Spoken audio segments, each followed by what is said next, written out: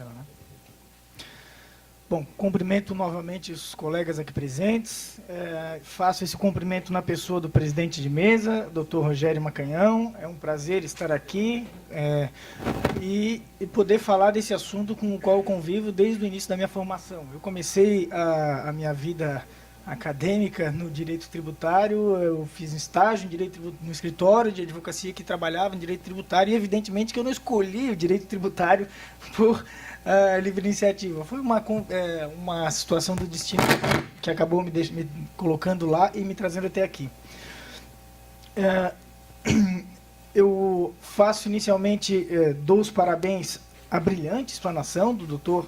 Giovanni. Ele realmente exauriu o assunto e deixou, eu não digo mais difícil, mas mais fácil que eu traga aqui as minhas breves considerações sobre essas questões trazidas, mas destacando, como eu já havia dito antes, aquelas questões relacionadas também à advocacia tributária.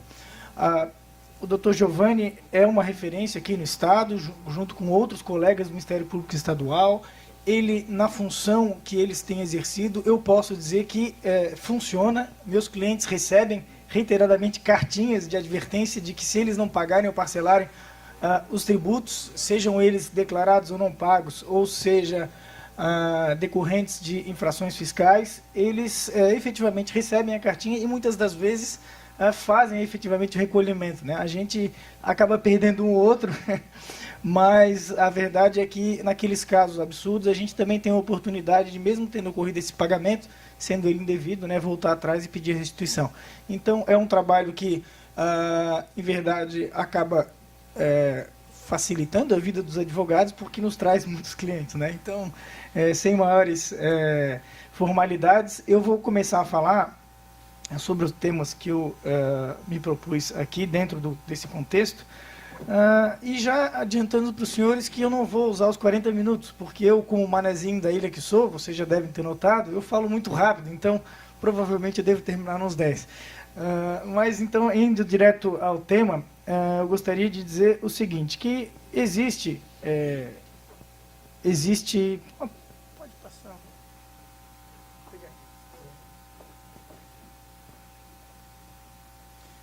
Existe, então, bom, em primeiro lugar, né, vou voltar para o começo. Eu estou aqui na qualidade de representante da Ordem dos Advogados do Brasil, que tem, dentre as suas funções, defender a Constituição, o Estado Democrático de Direito, a justiça fiscal, a aplicação correta da lei.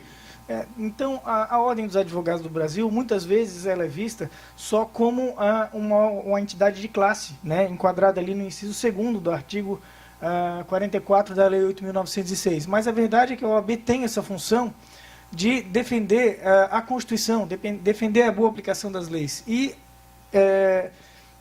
posso dizer, de certa maneira até com orgulho, que a OAB tem, nos últimos anos, pelo menos, sido mais incisiva e mais participativa em todas as questões fiscais, né, que é o tema que a gente está discutindo hoje. A OAB, por exemplo, foi contra, está indo contra, moveu uma DIN contra o governo federal, porque ele deixa lá de corrigir a tabela de imposto de renda. Todo mundo aqui tem uma defasagem lá das tabelas de incidência, né, do imposto de renda, que ela, em termos práticos, aí tem uma diferença estimada em 70%, segundo os cálculos do Conselho Federal da OAB. Há uma DIN lá tratando dessa matéria. A OAB também tem atuado em outras questões de maneira mais efetiva. Hoje pela manhã, por exemplo, haverá um julgamento no Supremo Tribunal Federal sobre a questão polêmica do sigilo bancário, onde a OAB e outras entidades questionam essa posição da Receita Federal de fazer o acesso direto das informações financeiras sem que tenha previamente uma autorização judicial. Essa matéria é polêmica e todo mundo sabe que essas informações têm sido utilizadas para fiscalização de uma maneira muito efetiva. Realmente funciona. O problema, e aí está o contraponto, é que o Supremo Tribunal Federal já disse, por exemplo, que uma decisão de 2010, que essa legislação, a Lei Complementar 105, que permite lá no artigo 5º, essa medida, não seria correto, não estaria de acordo com a Constituição Federal. qual é o nosso problema? E aí, já começo assim para dizer que esse, na verdade, é o nosso problema, e o problema maior que eu vou trazer aqui para discussão com os colegas, é que a decisão que foi proferida pelo Supremo Tribunal Federal em 2010, em regime de repercussão geral, que só está abaixo de uma súmula vinculante, se a gente for comparar, ela, na verdade, eu hoje considero frágil. Para ser sincero, se eu for apostar, essa decisão que vai ser tomada hoje de manhã, que já pode estar sendo julgada, se sair efetivamente, eu ouso dizer que ela será favorável ao fisco e que o Supremo voltará atrás e terá que desdizer aquilo que ele já tinha dito.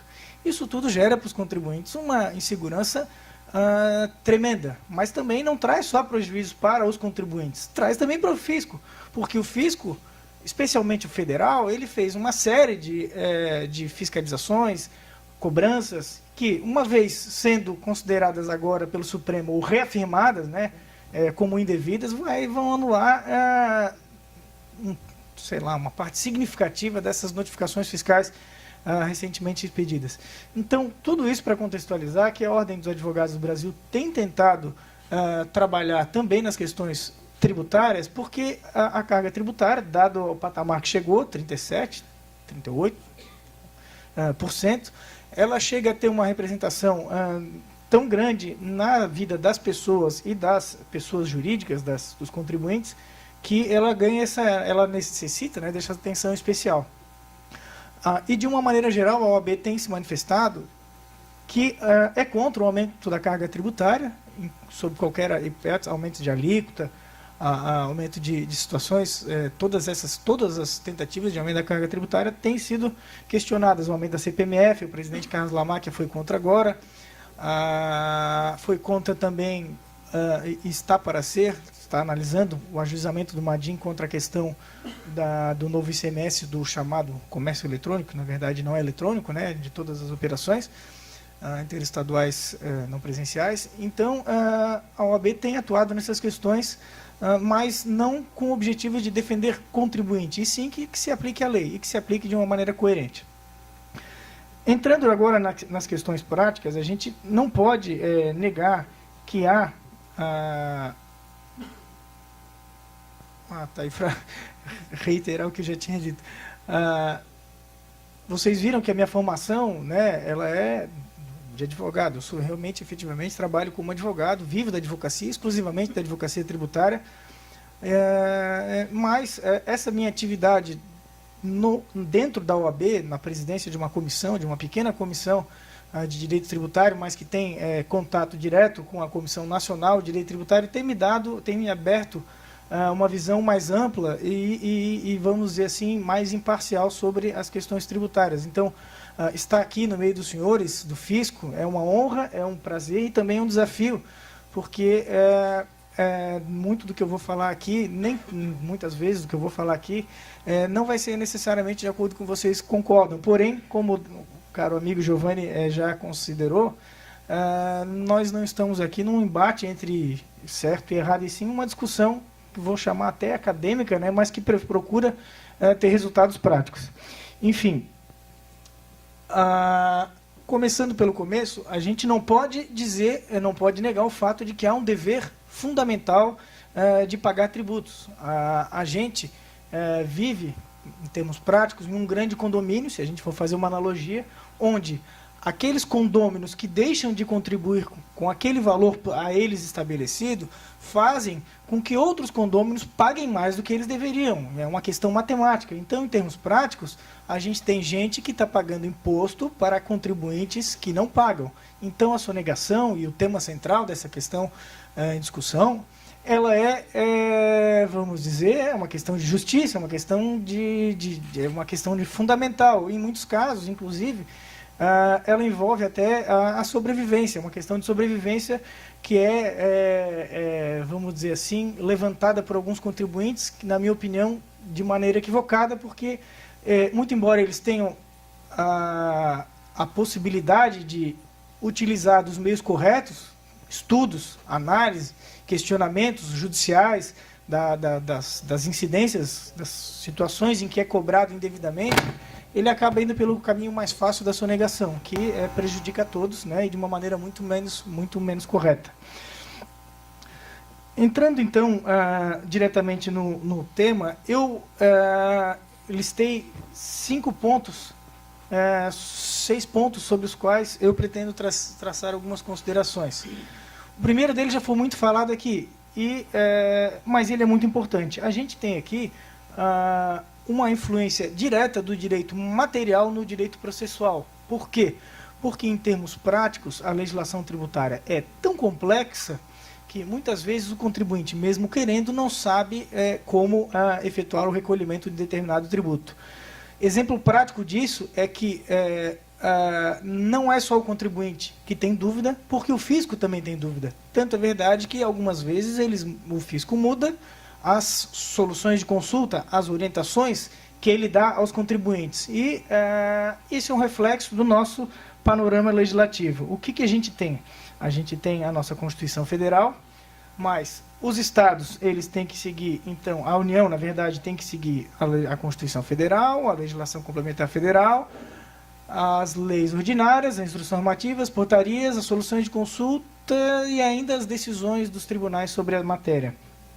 Os estados têm que seguir tudo isso, mais a legislação estadual de cada um dos 27 estados. Os municípios têm que seguir todos esses critérios, mais as legislações dos 5.000 municípios. E os contribuintes? Os contribuintes, eles têm que seguir todas as legislações federais, estaduais e municipais. Então, a gente, vivenciando uma situação de contribuinte que tem, por exemplo, operações em 27 estados, olha, dá pena, coitado. Se ele for contribuinte do ISS junto, aí é para matar. Então, isso tudo, todas essas características da legislação tributária, elas acabam trazendo vou chamar de manicômio, né, um manicômio jurídico tributário na visão do contribuinte. Em termos práticos, a gente tem um volume muito grande de legislativo, né? A gente tem, em média, 35, 37 leis novas tributárias por dia. Então, se um contribuinte for lá e disser que ele conhece a legislação, ele está mentindo, né? Até o pressuposto de conhecer a legislação é um pressuposto inexistente. Eu uso dizer que os colegas também devem ter essa dificuldade, né, no exercício das suas funções como os fiscais. Em termos práticos, esse emaranhado legislativo, ele faz com que a gente demande no Brasil, a gente é campeão, né, no tempo necessário para cumprir as obrigações tributárias. A gente precisa de aproximadamente 2.600 horas para cumprir, uma empresa, uma pessoa jurídica, para cumprir suas obrigações, ela precisa gastar 2.600 horas analisando, estudando, estudos feitos com base nas horas trabalhadas de escritórios para as empresas, né? Então, é um dado efetivo. São necessárias 2.600, das quais PIS e COFINS, né, o PIS e COFINS e o ICMS estadual, consome aproximadamente 1.300 horas dessas 2.600. Então, no total, metade é PIS, COFINS e ICMS, e aí não tem como dividir aí o que é ICMS e a diferença entre ICMS e PIS, COFINS. Mas, em termos práticos, esses tributos incidentes sobre as vendas, eles acabam tomando metade do tempo dos contribuintes. E aí, isso reflete num custo tributário, um custo chamado custo Brasil, tributário, enfim,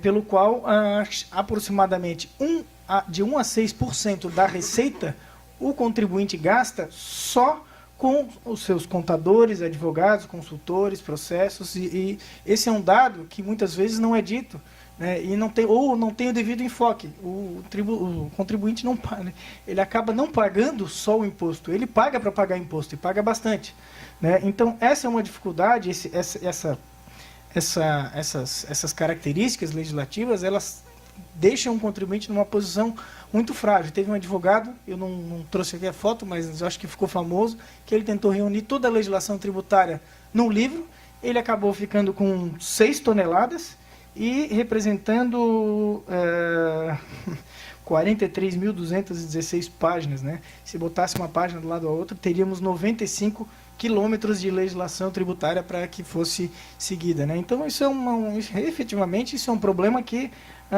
precisa ser combatido. precisa ser combatido porque o desconhecimento da legislação, na visão, por exemplo, do Ministério Público, que com todo respeito aqui trouxe a discussão, desconhecer a lei e deixar de recolher um tributo acaba sendo sonegação, né? Então, a gente está numa situação anacrônica onde eu não consigo conhecer toda a legislação, deixo de recolher um tributo, né? Eu estou falando do contribuinte correto, não estou falando do bandido. O bandido a gente fala depois. Mas acaba sendo sofrendo notificação fiscal, ação penal e tendo todos esses ônus decorrentes. Então, eu lanço aqui, e sendo bem objetivo, uma primeira medida, né? Eu efetivamente confio que ela tenha uma medida, uma sugestão de medida para os senhores avaliarem. Estabelecer que todas as mudanças legislativas, tributárias, elas tenham por objetivo simplificar e reduzir a quantidade de leis. Eu tenho certeza que os senhores são ouvidos aqui, se não em todas, mas em 90% das propostas de mudanças da legislação tributária. São os senhores que são consultados. Não que os senhores tenham a palavra final. Muitas vezes os senhores não têm a palavra final, mas os senhores dão aquele subsídio e podem tentar, de uma certa maneira, contribuir para que essas mudanças legislativas sejam no sentido de tornar prático para o contribuinte e para o fisco o sistema tributário. Então, essa é a minha primeira sugestão, se é que assim posso dizer, que seja avaliada. É uma necessidade, na verdade, é uma questão de sobrevivência para o contribuinte, para o fisco, né, para o Poder Judiciário, porque toda essa problemática ela acaba desembocando no lugar. Né? Muito embora a sociedade sofra com um recolhimento de tributo, é o Poder Judiciário que não consegue apreciar casos, vamos dizer assim, mais relevantes ou de outra natureza, porque ele fica entulhado de ações, né? O Dr. Rafael Sandi, que vai falar hoje de tarde, da Vara de Execuções Fiscais do Estado e do município aqui de Florianópolis, ele tem um trabalho hérculo. Se eu não me engano, os dados que eu peguei em 2012 traziam conta de que havia aproximadamente 190 mil processos sob os cuidados dele. Se ele tivesse que dar um enter para uma penhora online em cada um desses processos, quanto tempo? Se fosse, vamos pegar o caminho mais curto de todos e que tivesse dinheiro na conta. 190 mil penhoras em conta. Não tem como, né? Vamos chamar assim, até, de certa maneira, uma cultura de não pagar imposto, né? Se tivermos, por exemplo, o IPTU, a turma não paga porque sabe que demora para... Né? Não se penhora o imóvel, essa é uma crítica que eu faço, porque o imóvel, no caso de IPTU, é aquele bem que gerou a dívida e que deveria necessariamente responder. Leve a leilão 3 ou 4 imóveis e coloque isso no jornal para não ver se vai ter gente fazendo fila para pagar o IPTU lá na prefeitura. São questões simples que eu acho que, infelizmente, pelo dia a dia, pelo turbilhão onde as pessoas que trabalham nas questões fiscais ficam, elas às vezes não conseguem pela problemática que acaba acontecendo. A segunda questão que eu queria trazer diz respeito às características das orientações firmadas pelos órgãos judiciais, né, e os reflexos dessas decisões, dessas orientações, no processo tributário. Em termos práticos, deveria ser muito simples, né? A lei deveria ser clara ao ponto de que, numa simples leitura, a lei, não estou falando do regulamento, não, eu estou falando que a lei deveria ser clara e exaustiva, dizendo como e de que forma e quando deveria ser recolhido determinado tributo. O que a gente tem é uma realidade muito diferente. A gente tem que ver, enfim, tem gente que começa pela instrução normativa, pela portaria, vai para o decreto, vai na lei e dificilmente chega na Constituição. A gente, como advogado, às vezes acaba fazendo os dois caminhos, né, para ver se há um confrontamento total, uma conformidade total da legislação. Então, o fato é que, nessa situação em que a legislação não é muito clara, a gente tem que se socorrer às orientações administrativas e também às orientações dos tribunais. Sendo que as orientações dos tribunais, elas também têm que... O aplicador das regras tributárias acaba tendo que entender que existe, de certa maneira, uma graduação entre as decisões que são proferidas. Por exemplo, chama-se de jurisprudência, né? Aquilo que não necessariamente jurisprudência. Jurisprudência, se a gente for usar uma expressão muito simples, é a prudência do direito, a prudência do juízo, né? A prudência significa que, após análise de inúmeros casos levados à apreciação, criou-se um entendimento uniforme a respeito de determinado assunto. Isso é jurisprudência, em quase todos os locais. Aqui no Brasil, a jurisprudência ela tem que considerar, então, que decisão de um juiz de primeira instância, ela não forma jurisprudência. Uma decisão do Tribunal de Justiça do Estado, isolada, ela também não é jurisprudência. Uma decisão reiterada pode até virar jurisprudência se não tiver conflitante com uma decisão superior. Decisões do Superior Tribunal de Justiça também formam jurisprudência, especialmente se proferidas pela primeira sessão, por exemplo, ou em regime de recursos repetitivos, né? As decisões do Supremo Tribunal Federal, elas, de uma das monocráticas, né? Não vamos falar nem das monocráticas. Monocráticas não formam jurisprudência, são simples orientações dos juízes que, em princípio, seguem a jurisprudência.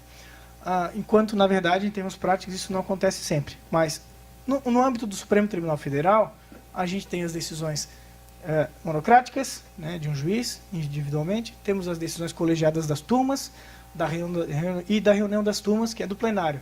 E ainda temos as decisões proferidas, e aí em regime de repercussão geral, que são as decisões sobre matérias que, uma vez firmada uma posição naquele sentido, o Supremo Tribunal Federal, teoricamente, não volta a discutir aquela questão, e os tribunais inferiores não devem observar, seguir orientação diversa daquela firmada pelo Supremo Tribunal Federal.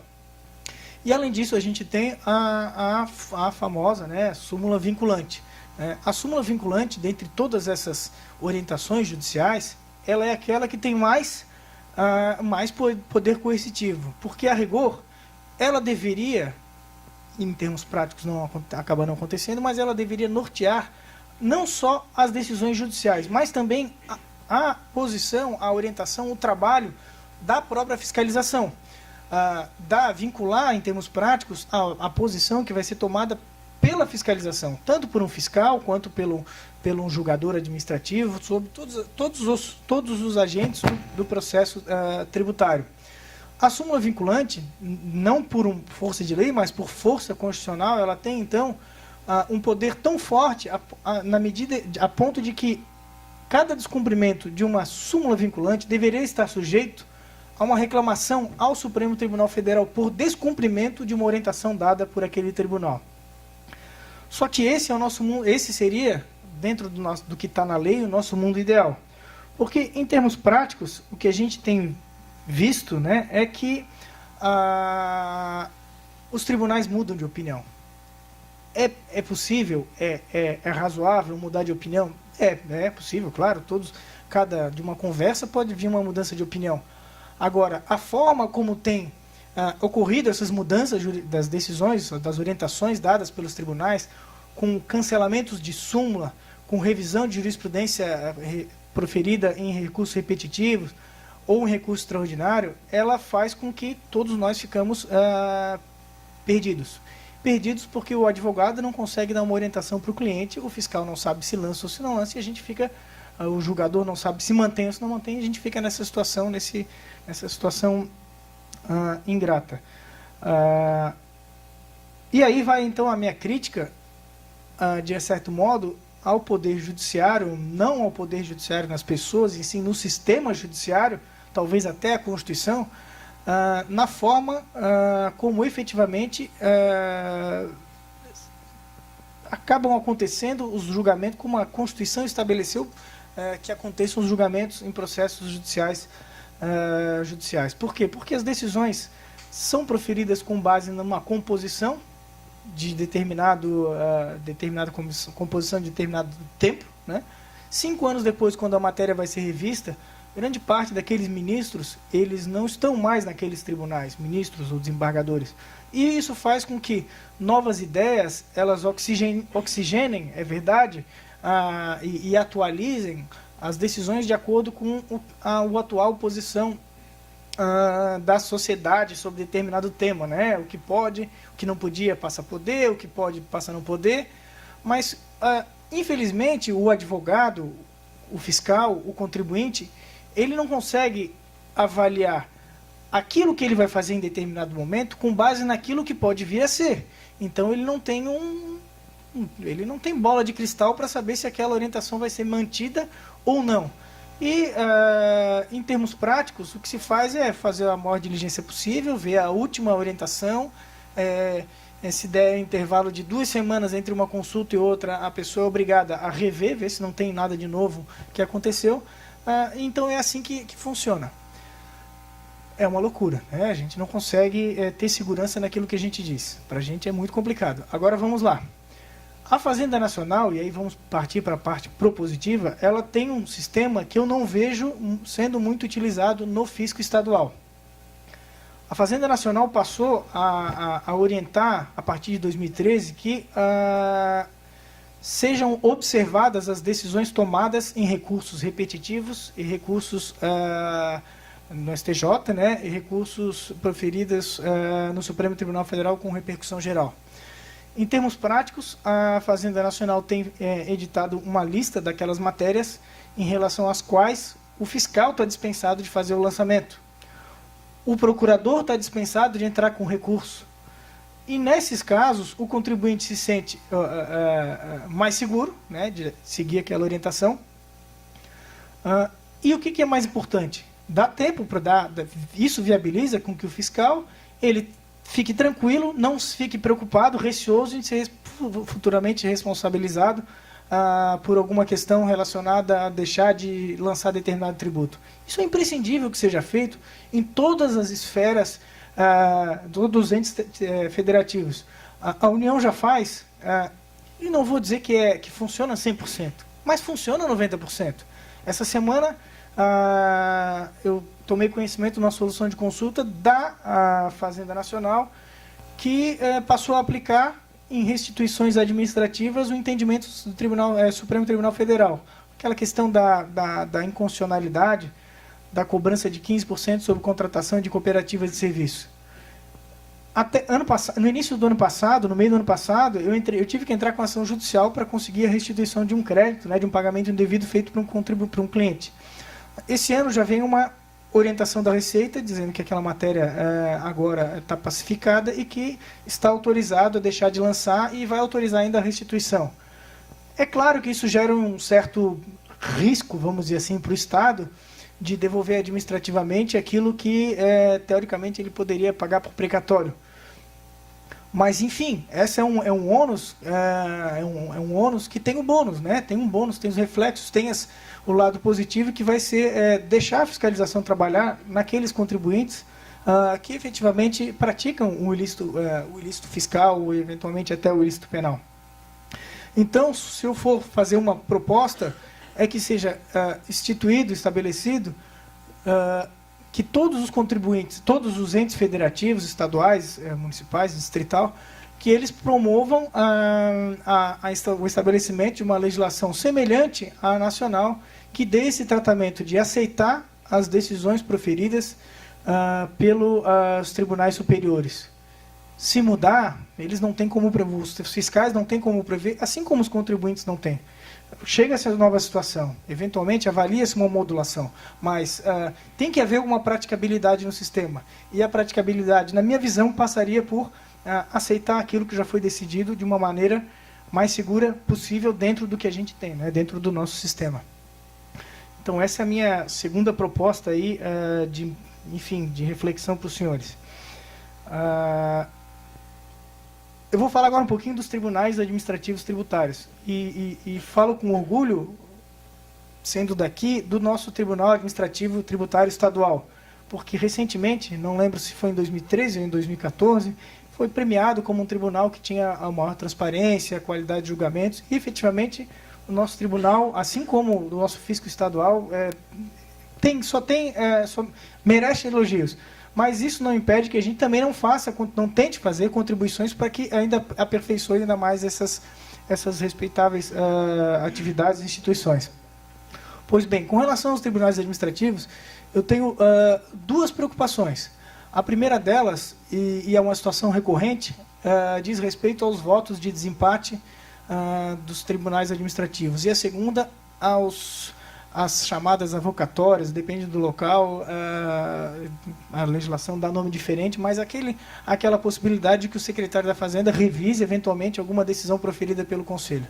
Bom, sobre a primeira questão, o voto de desempate, eu até pude entender melhor, participando e discutindo essa questão dentro lá da OAB, a gente foi acompanhar julgamentos e eu consegui entender melhor que havia uma certa justificativa, que havia uma certa animosidade aqui, por exemplo, aqui no Estado, entre os conselheiros do fisco e dos contribuintes. Porque, basicamente, havia uma posição taxativa no sentido de não ceder 1 milímetro naquelas questões. Então, se tu não abre mão ali, eu não abro mão aqui, e a gente vai ficar no desempate, vai ficar no empate, quem vai decidir é o presidente, e o presidente normalmente vota pelo fisco. Tive a oportunidade de levar, essa discussão para um outro viés. O caso específico da decadência do direito de constituir, seja a aplicação do 150, parágrafo 4º, seja do 173. Eu não sei quantos tribunais aqui administrativos de vocês tratam dessa matéria, mas aqui essa polêmica não havia sido solucionada ainda.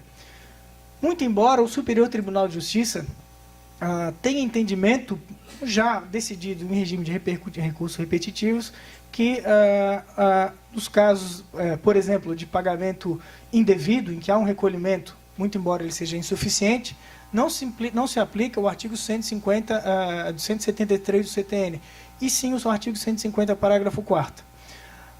O que acabou acontecendo? A gente estudou essa situação e fomos ver um jeito de tentar aplicar a lei estadual, aqui no caso, que diz que devem ser observadas as decisões dessa natureza, né, as decisões pacificadas. E a gente acabou tendo um resultado muito positivo. Por quê?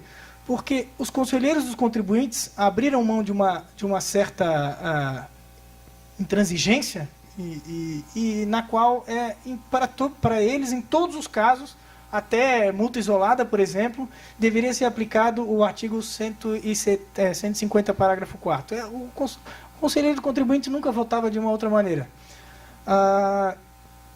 Aconteceu que, em determinado julgamento, e eu tive a sorte de estar presente, né, de certa maneira até provocado, eu fiquei garimpando o dia que isso ia acontecer, e inclusive conhecendo o conselheiro que levaria aquela matéria,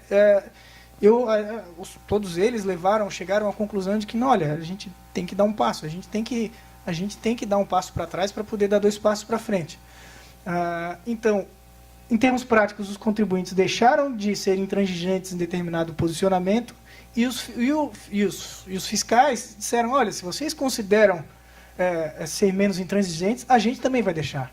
E a gente conseguiu aplicar, pelo menos em alguns casos, não sei se já está pacificado, mas começou-se a aplicar de novo o artigo 150, parágrafo 4º, aqui no nosso Tribunal Administrativo. O que é louvável, o que é excelente, porque reduz os processos tributários que vão chegar no Poder Judiciário.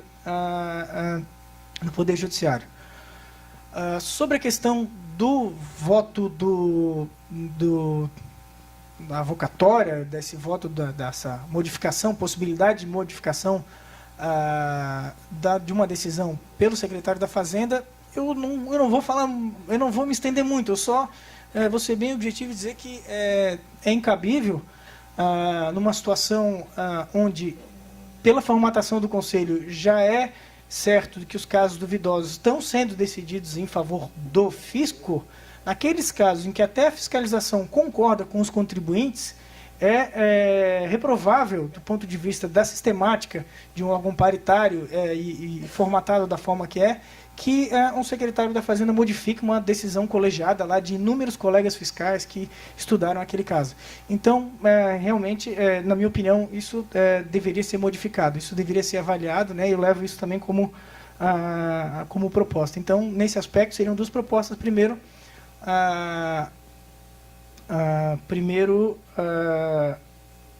avaliar a questão de ceder um pouquinho para poder conseguir depois chegar a um resultado melhor, e segundo, de acabar com essa prática de revisão de ofício aí pelo secretário da Fazenda. Tentando ir mais rápido, eu já vou logo para o quarto ponto: sistema processual tributário. Hoje, o atual sistema, a lei vigente hoje, em março muda, temos o novo CPC, ela incentiva que o advogado, que o contribuinte, ele vá até a última instância. Ela não só incentiva, como até mesmo obriga. Eu vou falar aqui na pessoa do advogado que lá é contratado para defender um cliente. Se determinado advogado não interpuser recurso até a última instância judicial, ele corre o risco de ser responsabilizado pela teoria chamada de perda de uma chance, tá?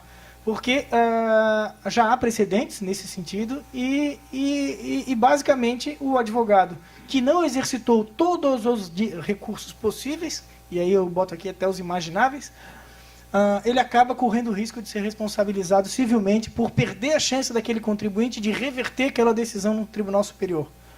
Sinceramente, isso tem que ser revisto, né? Isso tem que ser revisto porque traz-se para o advogado, e aqui é uma questão pessoal, traz para o advogado um ônus com o qual é incompatível com a praticabilidade do sistema, com a eficiência do sistema tributário. Então, efetivamente, tem que haver uma mudança nesse aspecto. Ainda dentro do sistema processual tributário, não, vamos direto sobre a questão dos crimes contra a ordem tributária. Eu vou aproveitar esse assunto, e é o último, para fazer uma breve diferenciação que, na minha opinião, deveria ser observada e que, infelizmente, está sendo generalizada.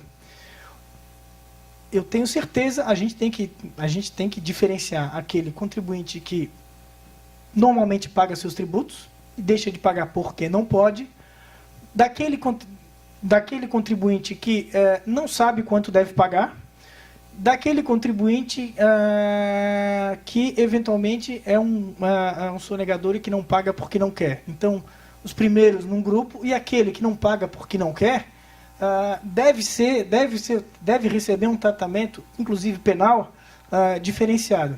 Em termos práticos, a primeira coisa que um advogado sério fala para um contribuinte é: meu caro, tu não vais conseguir pagar? Não vais pagar? Ah, tudo bem. Declare e não paga.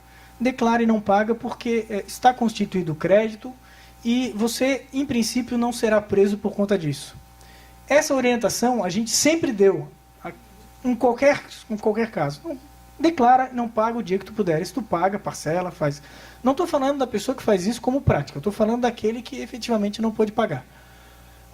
Tudo bem, o que aconteceu? Aqui em Santa Catarina, os contribuintes passaram a ser processados criminalmente por diversas situações, mas inclusive do ICMS declarado e não pago, sob a situação de se tratar de, na verdade, um tributo retido e não recolhido. Artigo 2º, inciso 2 da 837. Teórica, na visão do Ministério Público, deixar de recolher o ICMS é crime contra a ordem tributária, enquanto, na visão que eu defendo, pelo menos como advogado dos contribuintes e também como representante da OAB, é que o inadimplemento ele não pode ter o mesmo tratamento penal repressivo do Estado do que o tratamento da sonegação. Então, a matéria aqui em Santa Catarina, o tratamento dado pelo Ministério Público é uniforme. Meus clientes recebem lá a cartinha que, se não pagar ou parcelar antes da denúncia lá, eles vão ser processados, e efetivamente estão sendo. Em primeiro grau, alguns juízes condenam, outros absolvem, porém, acho que todos, o doutor Giovanni pode confirmar, mas quase todos os contribuintes estão sendo condenados em segunda instância pelo Tribunal de Justiça do Estado de Santa Catarina. E os contribuintes, claro, estão indo aos tribunais superiores. Lá no STJ, há precedente do STJ relativo ao Estado de Santa Catarina, analisando todos esses detalhes, todas essas minúcias, dizendo que não há crime contra a ordem tributária, e também há precedentes dizendo que há crime contra a ordem tributária. Né? É uma situação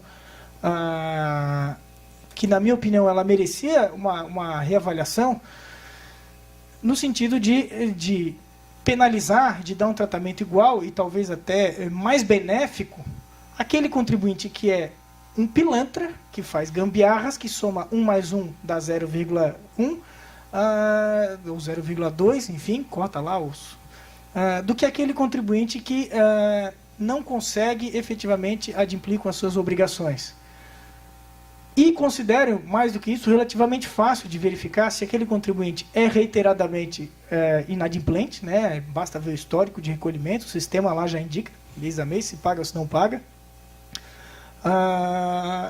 E mais do que isso, a defesa do contribuinte, se ela não comprovar que ele efetivamente não tem recursos, né? E eu estou falando aí do balanço previamente publicado, das demonstrações financeiras, se não tiver essa comprovação, é crime, tudo bem.